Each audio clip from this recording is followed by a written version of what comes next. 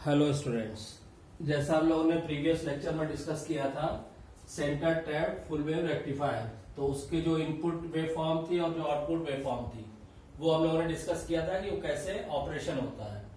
अब इस लेक्चर में हम लोग ये डिस्कस करेंगे कि इसकी एनालिसिस, कि इसमें रिपल फैक्टर कितना होता है, टीयूएफ कितना होता है, जो सारी चीजें मैंने अपने हाफ वेव रेक्टिफायर के वीडियो लेक्चर में डिस्कस किया हुआ था वो हम centre tap full wave rectifier के लिए डिस्कस करेंगे।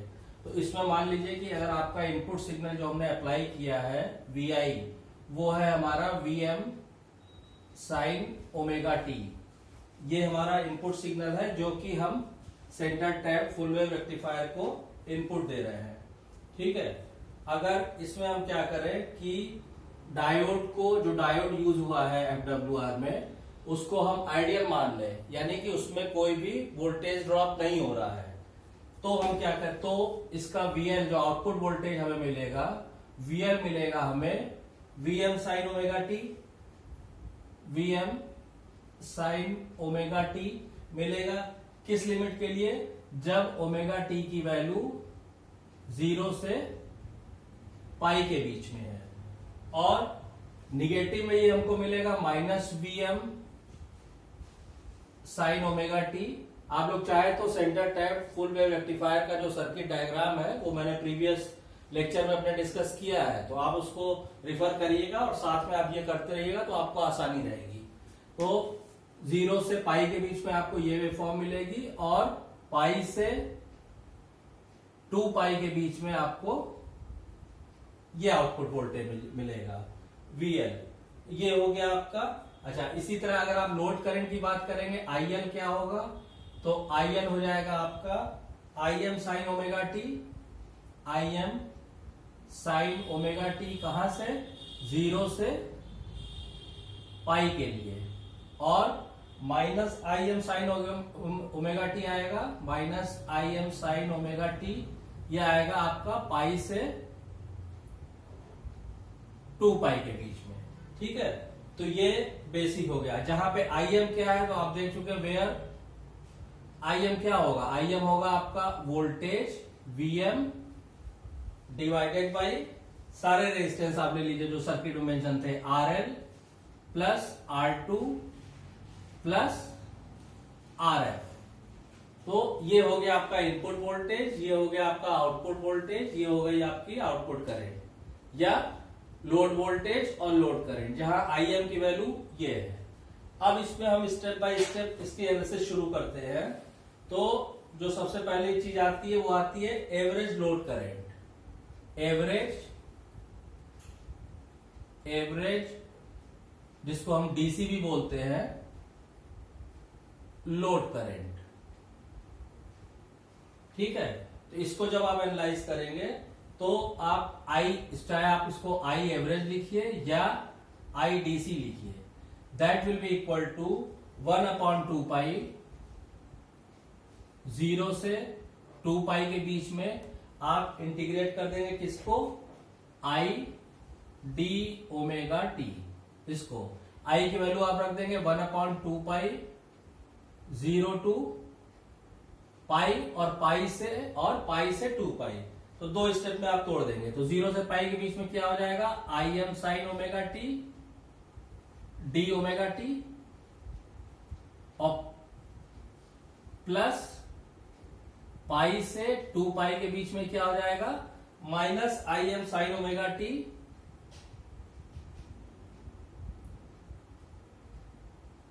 D omega T. ठीक है, इसको जब आप सिंप्लीफाई करेंगे, क्योंकि इंटीग्रेशन आप सब लोग को आती है, तो finally you will get IDC is equal to 2IM upon pi. क्योंकि इंटीग्रेशन में मैं आपका टाइम नहीं वेस्ट करना चाह रहा, आप लोग इसको इंटीग्रेट करके लिमिट रखेंगे तो IDC की वैल्यू आ जाएगी, you will get IDC is equal to 2IM upon pi. ये आ जाएगा इसका। और IM की वैल्यू आप चाहे ये रख देंगे तो VM अपॉन इतना हो जाएगा। क्लियर? अब आ जाइए सेकेंड पे। सेकेंड है आपका RMS लोड करंट। ठीक है, RMS, ठीक है, या AC लोड करंट। ठीक, इसकी वैल्यू आपको निकालनी है। तो आई आर एम एस क्या हो जाएगा, आई आर एम एस हो जाएगा आपका I R M S is equal to 1/2 pi. ठीक है, फिर आप इसको पैरेंथेसिस लगाइए। ठीक है, 0 to pi I M sine square omega T, I M square sine square omega T D omega T, ये हो गया, plus pi to 2 pi minus I M को आप स्क्वायर करेंगे तो फिर वही चीज है, चाहे तो आप सिंपली ऐसे ले सकते हैं, minus I M sine omega T का स्क्वायर डी ओमेगा टी। ठीक है, ये आ जाएगा, और इसका पूरे का under root mean square value. तो ये जब आप इसको सिंप्लीफाई करेंगे तो finally you will get I R M S is equal to I M upon √2। ठीक, आई एम की वैल्यू आप यहां से रख देंगे तो आपको वोल्टेज और रेजिस्टेंस में वैल्यू निकल आएगी। ठीक, अब उसके बाद जो थर्ड चीज आती है वो होती है फॉर्म फैक्टर। फॉर्म फैक्टर, ठीक है, एफ एफ। तो एफ एफ आपको मालूम है क्या होता है, एफ एफ बराबर होता है R M S value divided by average value, वही आई आर एम एस बटे I D C, average value, average value, या I R M S divided by I D C. आप इसको वैल्यूज यहां से जो आपने आई डी सी निकाला है, आई आर एम एस निकाला है, इसको आप कैलकुलेट करेंगे तो यू विल गेट 1.11। ये वैल्यूज चाहे आप रख दीजिएगा। आई आर एम एस क्या आया, आई एम अपॉन √2, तो यहां पे हो गया I M upon √2 divided by I D C क्या है, 2IM अपॉन पाई, 2IM अपॉन पाई। इसको आप कैलकुलेट करेंगे तो आपको फॉर्म फैक्टर 1.11 आ जाएगा। उसके बाद नेक्स्ट आप लिखिए एवरेज लोड वोल्टेज, यानी VLDC। फोर्थ हो गया आपका एवरेज लोड वोल्टेज VLDC। ठीक है, तो एवरेज लोड वोल्टेज आपका क्या आएगा, IDC इंटू RL। ठीक है, ये क्या हो जाएगा, IDC इंटू RL। IDC की एक्सप्रेशन आप निकाल चुके हैं, क्या है, 2IM अपॉन पाई। ठीक है, तो 2IM upon pi into RL कर देंगे तो ये हो जाएगा 2IM upon pi into RL। IM की वैल्यू आप यहां से रख सकते हैं तो ये हो जाएगा 2 upon pi VM upon RL plus R2 plus RF into RL। ठीक, ये एक्सप्रेशन आ जाएगी आपकी एवरेज लोड वोल्टेज की। ठीक है, अप्रोक्सीमेशन जैसे आप करते हैं कि भाई अगर RL इज, भाई अप्रोक्सीमेशन हम लोग क्या करते आए अभी तक, हाफ वेव के रेक्टिफायर वाली वीडियो में आप देख सकते हैं, if RL is greater than R2 plus RF। ठीक है, तो ये सिंप्लीफाई होके क्या आ जाएगा, VLDC आपका आ जाएगा 2VM अपॉन पाई। ठीक है, तो it will come 2VM upon pi, अगर इस अप्रोक्सीमेशन को आप लेके चलेंगे तो। उसके बाद RMS लोड वोल्टेज यानी VL RMS आपको निकालना है, तो नेक्स्ट आप निकालेंगे RMS load voltage VL upon सा RMS। ठीक, तो इसका भी सिंपल फॉर्मूला क्या हो जाएगा, IRMS into RL, IRMS into RL। IRMS आप लोगों ने कहां पे निकाला, ये IM अपॉन √2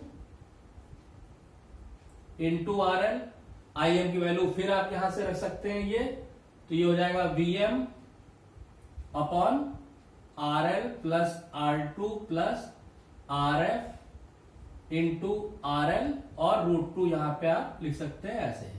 ठीक, तो और फिर अप्रोक्सीमेशन आप करेंगे इसको, अगर वही यही अप्रोक्सीमेशन आप यूज करेंगे कि अगर लोड वोल्टेज जो है वो काफी बड़ा है RF और R2 से, तो if RL is greater than R2 plus RF, then you will get VL RMS is equal to VM upon √2, तो ये आ जाएगा आपका Vm अपॉन √2। तो ये हो गया आपका V load voltage, RMS load voltage. ठीक, उसके बाद नेक्स्ट जो चीज आती है रिपल फैक्टर की। रिपल फैक्टर हमने आपको बता चुके हैं क्या होता है। रिपल फैक्टर सिंपली क्या होता है कि रेक्टिफायर के आउटपुट में जो एसी कंपोनेंट प्रेजेंट होते हैं, जबकि आइडियली कोई एसी कंपोनेंट प्रेजेंट नहीं होना चाहिए, लेकिन प्रैक्टिकली ऐसा नहीं होता है। तो इसके रेक्टिफायर के आउटपुट में जो एसी कंपोनेंट प्रेजेंट होते हैं उनका और जो डीसी अवेलेबल है उसका जो रेशियो होता है that is called ripple factor. तो जब आप centre tap full wave rectifier के लिए रिपल फैक्टर कैलकुलेट करेंगे देन यू विल गेट, आप यहां पे लिख सकते हैं ripple factor is equal to, ये हो जाएगा आपका गामा इज इक्वल टू आएगा आपका FF -1 का अंडर रूट। रिपल फैक्टर को किससे डिनोट करते हैं, गामा से। ये हो जाएगा आपका फॉर्म फैक्टर, ठीक है, फॉर्म फैक्टर अभी हमने निकाला था, और का स्क्वायर -1 और इसका अंडर रूट। तो फॉर्म फैक्टर अभी हम लोगों ने निकाला था, इसका कितना आया था 1.11, तो ये हो जाएगा आपका 1.11 का स्क्वायर -1 का under root. It will be after calculating you will get 0.48, या अगर हम परसेंटेज में बात करेंगे परसेंटेज रिपल फैक्टर, ये आ जाएगा आपका 48%। ठीक है, ये रिपल फैक्टर हो गया। नेक्स्ट आप आ जाइए, अब देखिए अभी हम इसको अगर आप कंपेयर करेंगे, हालांकि नेक्स्ट वीडियो में मैं कंपैरिजन दिखाऊंगा तीनों तरह के रेक्टिफायर का, उस टाइम डिस्कस करेंगे कि हाफ वेव रेक्टिफायर में हम लोगों ने देखा था रिपल फैक्टर कितना आया था 1.21, हाफ वेव के केस में 1.21, यानी कि एसी कंपोनेंट ज्यादा थे उसमें, अभी कितना रह गया 0.48। तो ये फायदा हुआ हाफ वेव रेक्टिफायर की बजाय फुल वेव रेक्टिफायर को यूज करने का। ठीक, नेक्स्ट आप आ जाइए रेक्टिफिकेशन एफिशिएंसी। नेक्स्ट है ये, मान लीजिए आपका पॉइंट्स था छठा। 7th आप आ जाइए रेक्टिफिकेशन एफिशिएंसी, ईटा। ठीक है, ईटा क्या होता है, ईटा सिंपली आपका आउटपुट डीसी पावर बटे input output DC power divided by input AC power, और अगर आपको परसेंटेज में शो कर रहे हैं आप तो इंटू 100, इतने परसेंट आएगा। ठीक है, तो आप इसको वैल्यूज रख देंगे। आपको मालूम है पी आउटपुट क्या होगा, I² DC इंटू RL होगा, I² DC इंटू RL। ठीक, और PI क्या होगा, PI आपका होगा I² RMS into I² RMS into सारे वो ले लीजिए आप रेजिस्टेंस प्लस RF, ये आएगा। कैलकुलेट आप करेंगे, सारी वैल्यूज ऑलरेडी आ चुकी है डेरिवेशन में, तो फाइनली यू विल गेट 81.06%। आप जब इसको कैलकुलेट करेंगे भाई, आफ्टर कैलकुलेशन, ठीक, एंड अप्रोक्सीमेशन हम लोग क्या लेते आ रहे हैं अभी तक कि लोड वोल्टेज हमारा बड़ा है किससे, R2 प्लस RF से। Then finally you will get efficiency is equal to 81.06। इसमें आपको कोई प्रॉब्लम नहीं आएगी, आप जब डिराइव करें उसको कैलकुलेट करेंगे तो यू विल गेट एफिशिएंसी 81.06। अब देखिए यहां पे भी एक बार फिर मैं कंपेयर करूंगा हाफ वेव रेक्टिफायर में, जो मैंने आप प्रीवियस लेक्चर में पढ़ाया हुआ है, उसमें देखिए एफिशिएंसी आ रही थी कितनी, करीब 40.5 के आसपास। ठीक है ना, इसका मतलब क्या हुआ, जो हम इनपुट पावर दे रहे हैं उसका 40% ही हमको आउटपुट मिल रहा था। फुल वेव रेक्टिफायर के इसमें क्या हुआ, ऑलमोस्ट डबल हो गया 81%, यानी जो हम इनपुट पावर दे रहे हैं उसका 81% हमको आउटपुट मिल जा रहा है। तो ये एक फायदा है आपका फुल वेव रेक्टिफायर यूज करने का। ठीक है, इसको अभी जब कंपैरेटिव स्टडी की वीडियो बनाएंगे उसमें फिर हम डिस्कस करेंगे। उसके बाद नेक्स्ट आपका आता है, इंपॉर्टेंट है, वो है आपका transformer utilisation factor TUF। TUF क्या होता है? TUF सिंपली होता है आपका पावर आउटपुट, डीसी पावर जो आपको आउटपुट मिल रही है डिवाइडेड बाई सेकेंडरी की, जो ट्रांसफार्मर की सेकेंडरी है उसकी वोल्टेज रेटिंग, यानी VA रेटिंग ऑफ ट्रांसफार्मर। ठीक है, फिर यहां पे आप बेसिक वैल्यू रखेंगे IDC इंटू VLDC। भाई पावर क्या होगा? चलिए VL लिख लीजिए, VLDC इंटू ILDC, ये आ चुका है पहले। और रेटिंग ऑफ ट्रांसफार्मर में IRMS इंटू VIRMS। ठीक है, वोल्टेज इंटू करंट। इसको जब आप सिंप्लीफाई करेंगे तो आपका जो TUF निकल के आएगा वो आएगा 81.1%। जब आप इसको कैलकुलेट करेंगे, ठीक है, तो फाइनल जो TUF निकल के आएगा वो आएगा 69.25। ठीक है, फाइनली यू विल गेट 69.25%। ये आ जाएगा सेंटर टैप रेक्टिफायर की, फुल वेव रेक्टिफायर की TUF 69.25। उसके बाद नेक्स्ट आपका आता है peak inverse voltage. Peak inverse voltage क्या होता है? रिवर्स वाइस में जितना वोल्टेज होता है, तो PIV आएगा इसका 2VM। नेक्स्ट जो पैरामीटर इंपॉर्टेंट है वो है रिपल फ्रीक्वेंसी। रिपल फ्रीक्वेंसी क्या होती है? The ripple frequency in a full wave rectifier is twice that of the supply frequency, जब सप्लाई वोल्टेज। तो FR इक्वल टू हो जाएगा आपका, FR इक्वल टू हो जाएगा 2FS। यह है आपका क्या? Ripple frequency. ठीक है, तो देखिए जब आप एनालिसिस करेंगे इसकी और इसको कंपेयर करेंगे हाफ वेव रेक्टिफायर से, तो आपको अपने आप क्लियर हो जाएगा कि क्या एडवांटेज है centre tap full wave rectifier के ओवर हाफ वेव रेक्टिफायर। ठीक, अब इसमें जैसे आप एडवांटेजेस की आप बात करेंगे, advantages of centre tapped full wave rectifier. ठीक, अब मैं पॉइंट वाइज में आपको बता दे रहा हूं। पहला क्या है? लो रिपल्स, आपने देखा रिपल फैक्टर कम आया है। सेकंड है आपका एफिशिएंसी बेटर है, बेटर रेक्टिफिकेशन एफिशिएंसी। थर्ड है बेटर TUF। फोर्थ है higher values of DC load current and voltage. और फिफ्थ है आपका there is no possibility of core saturation, जैसा कि हाफ वेव रेक्टिफायर में हम लोगों ने देखा था। चाहे तो आप इसको लिख भी सकते हैं कि पहला क्या हो गया? Low ripple, second better efficiency, third high load voltage and current, load voltage and current, fourth better TUF, और फिफ्थ है नो पॉसिबिलिटी, ये इंपॉर्टेंट है, no possibility of transformer core saturation, transformer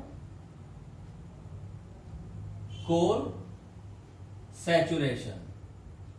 क्यों? क्योंकि इसमें करंट दोनों डायरेक्शन में बहती है। हाफ वेव रेक्टिफायर में क्या केस में क्या था कि करंट केवल एक डायरेक्शन में फ्लो कर रही थी, तो इसलिए ट्रांसफार्मर के कोर के सैचुरेशन की प्रोबेबिलिटी थी। लेकिन इसमें चूंकि दोनों, आपने प्रीवियस वीडियो में देखा होगा उसके सर्किट का जब मैंने ऑपरेशन समझाया था कि करंट दोनों डायरेक्शन में फ्लो कर रही है, मतलब पॉजिटिव हाफ साइकिल के लिए भी और निगेटिव हाफ साइकिल के लिए भी, इसीलिए इसमें दो डायोड का यूज किया गया है। तो इसमें कोर सैचुरेशन की कोई पॉसिबिलिटी नहीं रहती है।